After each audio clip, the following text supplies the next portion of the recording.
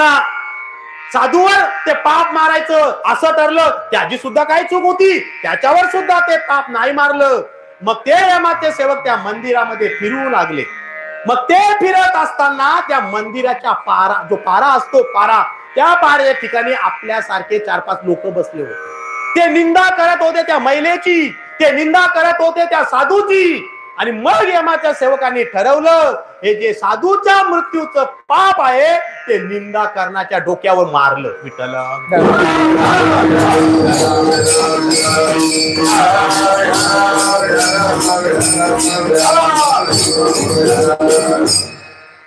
प्रत्येक क्षणाला आपण विचार केला पाहिजे.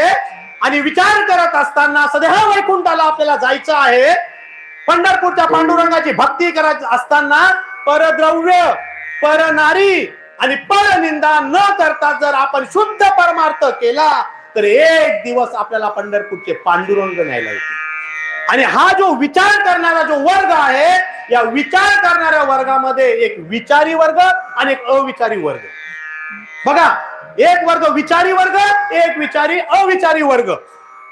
आता सुरुवातीला आपण अविचारी वर्ग बघूया. या मृत्यू लोकांमध्ये अविचारी वर्ग कोण?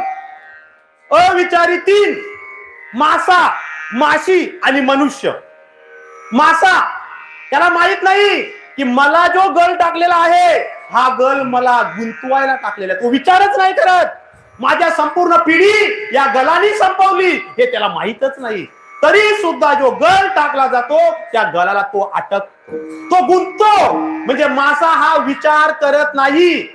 त्यानंतर माशी, माशी कधी कुठे कोणत्या अवस्थेमध्ये येऊन बसेल हे त्या माशीला सुद्धा माहित नसतं.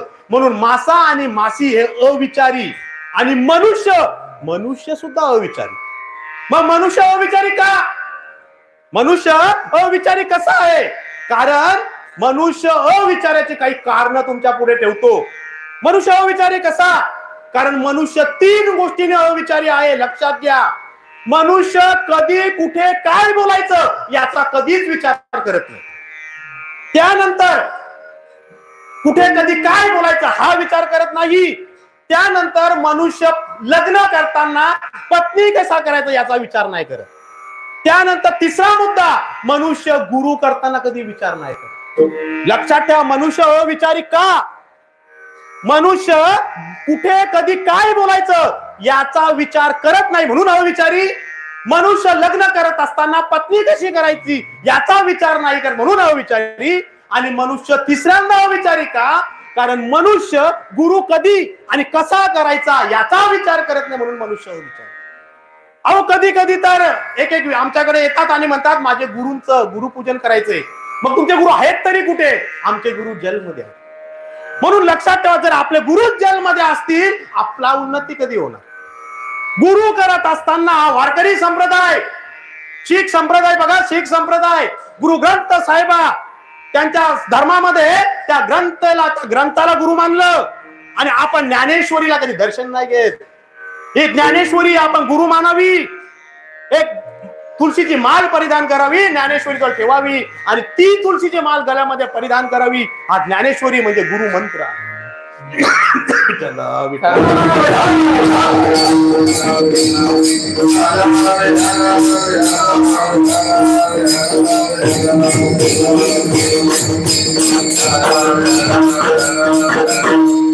मनुष्य 3 गोष्टीचा विचार करत नाही.